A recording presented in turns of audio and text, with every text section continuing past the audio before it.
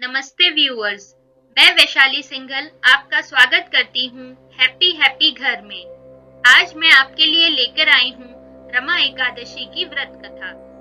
इस कथा को सुनाने से पहले मैं आपको ये बता दूं कि मैंने डिस्क्रिप्शन बॉक्स में अमेज़न की कुछ लिंक्स शेयर की हैं, जैसे कि श्री विष्णु सहस्त्रनाम, एकादशी की व्रत कथा। यदि आप इन पुस्तकों की खरीदी करना चाहें तो डिस्क्रिप्शन बॉक्स को एक बार जरूर चेक करिएगा। आइए बढ़ते हैं कथा की ओर।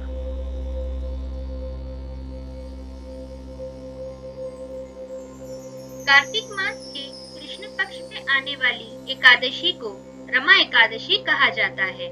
दिवाली से कुछ दिन पहले आने के कारण यह एकादशी बहुत खास होती है। भगवान विष्णु की पत्नी लक्ष्मी जी का एक नाम रमा भी है, इसीलिए इस एकादशी को रमा एकादशी कहा जाता है। इस दिन विष्णु जी के पूर्ण अवतार केशव रूप की भी अर्चना की जाती है। अब जानते हैं रमा एकादशी की पूजा विधि। रमा एकादशी के दिन विष्णु भगवान के प्रति श्रद्धा रखें। प्रातः जल्दी उठकर स्नान कर स्वच्छ वस्त्र धारण करें। उसके बाद विधिवत विष्णु भगवान की पूजा करें। साथ ही विष्णु के साथ देवी लक्ष्मी जी की अर्चना करना न भूलें। भगवान को प्रसाद का भोग लगाएं और ध्यान रखें कि इस प्रसाद को भक्तों में वितरित करें। उसके बाद दिन में गीता का पाठ करें तथा सायं का विष्णु भगवान के सामने जप करें। रमा एकादशी का महत्व। रमा एकादशी व्रत अन्य दिनों की तुलना में हजारों गुना फल देने वाला है। इस व्रत के प्रभाव से जीवन की सभी मनोकामनाएं पूरी हो जाती हैं और किसी प्रकार का कष्ट नहीं होता है। इस व्रत को करने से जीवन में कभी भी धन का अभाव नहीं होता है। रमा एकादशी व्रत कथा। धर्मराज युधिष्ठिर कहने लगे कि हे भगवान, कार्तिक कृष्ण एकादशी का क्या नाम है, इसकी विधि क्या है, इसके करने से क्या फल मिलता है, सो आप विस्तार पूर्वक बताइए। भगवान श्री कृष्ण बोले कि कार्तिक कृष्ण पक्ष की एकादशी का नाम रमा है। यह बड़े बड़े पापों को नाश करने वाली है। इसका महात्म्य मैं तुमसे कहता हूँ, ध्यान पूर्वक सुनो। हे राजन, प्राचीन काल में मुचुकुंद नाम का एक राजा था। उसकी इंद्र के साथ मित्रता थी और साथ ही यम, कुबेर, वरुण और विभीषण भी उसके मित्र थे। यह राजा बड़ा धर्मात्मा, विष्णु भक्त और न्याय के साथ राज करता था। उस राजा की एक कन्या थी जिसका नाम चंद्रभागा था। उस कन्या का विवाह चंद्रसेन के पुत्र शोभन के साथ हुआ था। एक समय वह शोभन ससुराल आया। उन्हीं दिनों जल्द ही पुण्यदायिनी एकादशी भी आने वाली थी। जब व्रत का दिन समीप आ गया तो चंद्रभागा के मन में अत्यंत सोच उत्पन्न हुआ कि मेरे पति अत्यंत दुर्बल हैं और मेरे पिता की आज्ञा अति कठोर है। दसवीं को राजा ने ढोल बजवाकर सारे राज्य में यह घोषणा करवा दी कि एकादशी को भोजन नहीं करना चाहिए। ढोल की घोषणा सुनते ही शोभन को अत्यंत चिंता हुई और अपनी पत्नी से कहा कि हे प्रिय, अब क्या करना चाहिए? मैं किसी प्रकार भी भूख सहन नहीं कर सकूंगा। ऐसा उपाय बतलाओ कि जिससे मेरे प्राण बच सके, अन्यथा मेरे प्राण अवश्य चले जाएंगे। चंद्रभागा कहने लगी कि हे स्वामी, मेरे पिता के राज्य में एकादशी के दिन कोई भी भोजन नहीं करता। हाथी, घोड़ा, ऊंट, बिल्ली, गाय आदि भी तृण, अन्न, जल आदि ग्रहण नहीं कर सकते।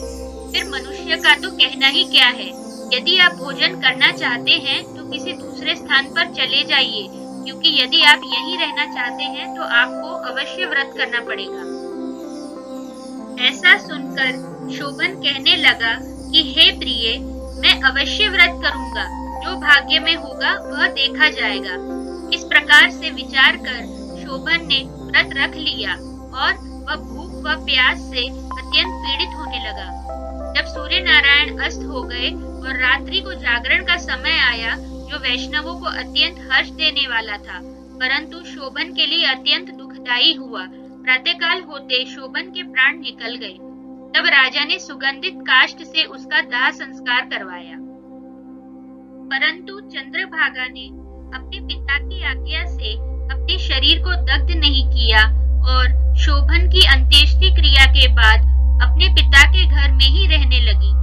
रमा एकादशी के प्रभाव से शोभन को मंदराचल पर्वत पर धन धान्य से युक्त तथा शत्रुओं से रहित एक सुंदर देवपुर प्राप्त हुआ।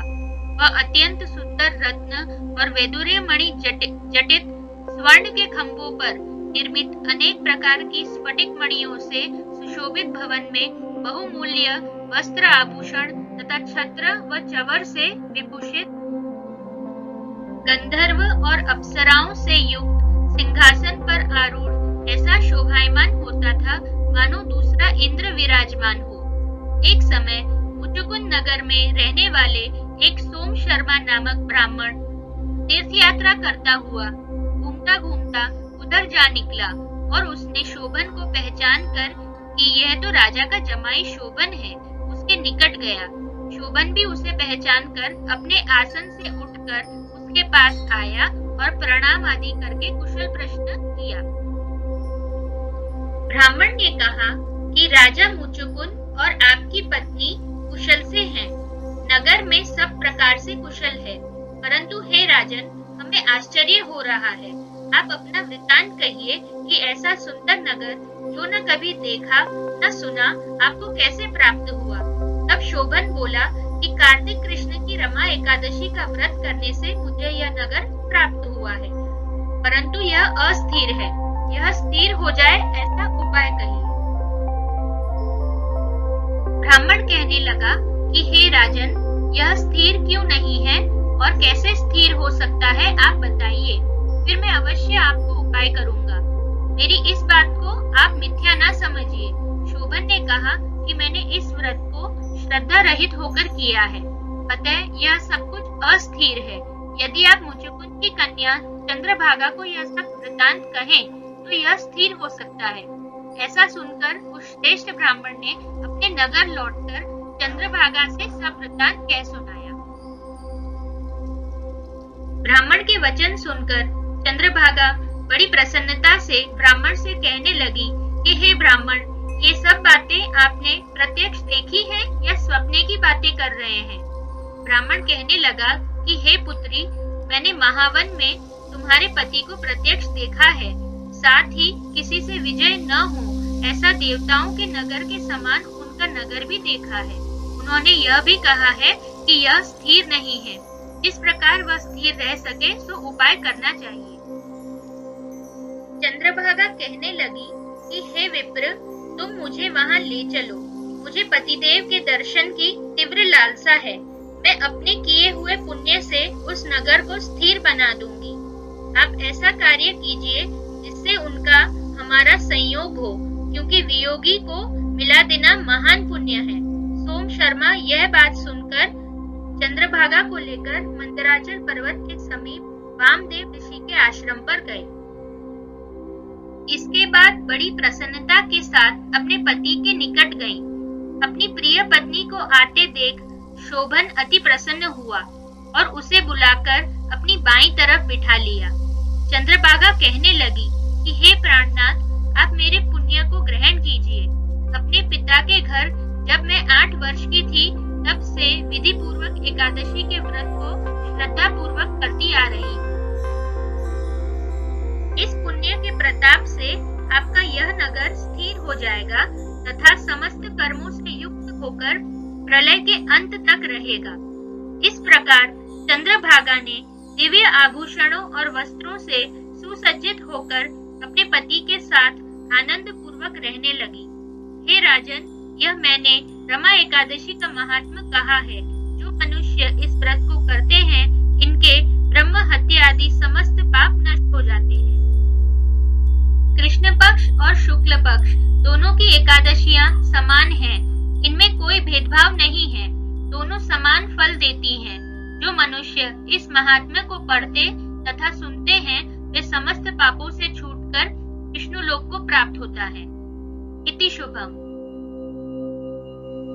इस कथा को सुनने के लिए धन्यवाद। चलिए अब मैं आपको एकादशी की आरती सुनाती हूँ। एकादशी माता की आरती। ओम जय एकादशी माता, मैया जय एकादशी माता, विष्णु पूजा व्रत को धारण कर शक्ति मुक्ति पाता। ओम जय एकादशी माता, तेरे नाम गिनाऊं देवी, भक्ति प्रदान करनी, गण गौरव की देनी माता, शास्त्रों में वर्णी। ओम जय एकादशी माता, मार्गशीर्ष के कृष्ण पक्ष की उत्पन्ना, विश्वतारिणी जन्मी, शुक्ल पक्ष में हुए मोक्षदा, मुक्तिदाता बनाई। ओम जय एकादशी माता, पौष के कृष्ण पक्ष की सफला नामक है, शुक्ल पक्ष में हुए पुत्रदा, आनंद अधिक रहे। ओम जय एकादशी माता, नाम षटतिला माघ मास में कृष्ण पक्ष आवे, शुक्ल पक्ष में जया कहावे, विजय सदा पावे।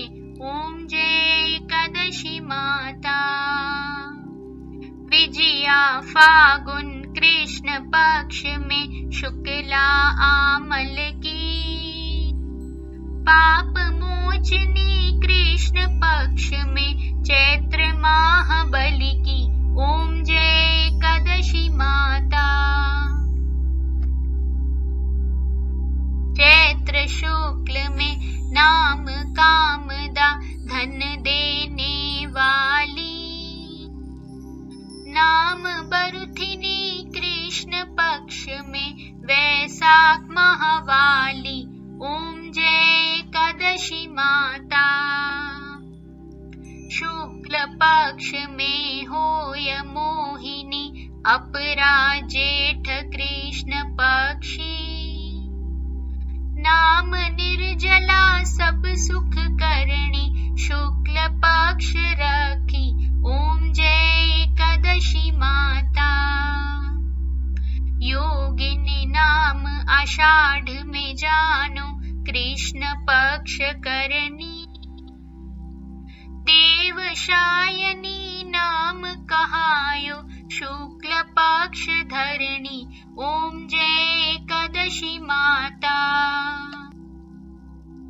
कामिका श्रावण मास में आवे, कृष्ण पक्ष कहिए, श्रावण शुक्ला होए पवित्रा, आनंद से रहिए।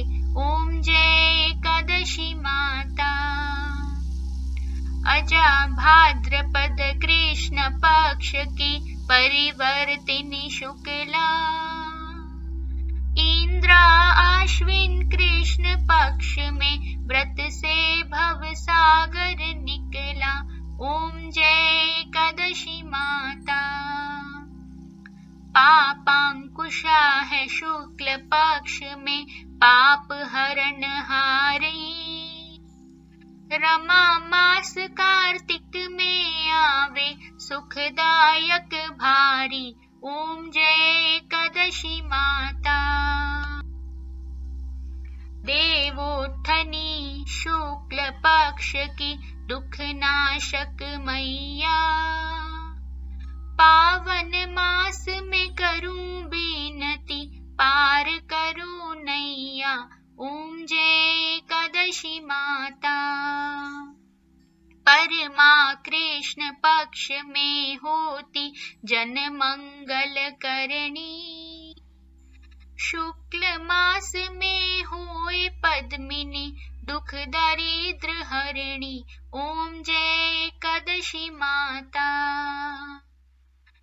कोई आरती एकादशी की भक्ति सहित गावे। जन गुरु दिता स्वर्ग के वासा निश्चय वे पावे। ओम जय एकादशी माता, जय एकादशी माता मैया, जय एकादशी माता।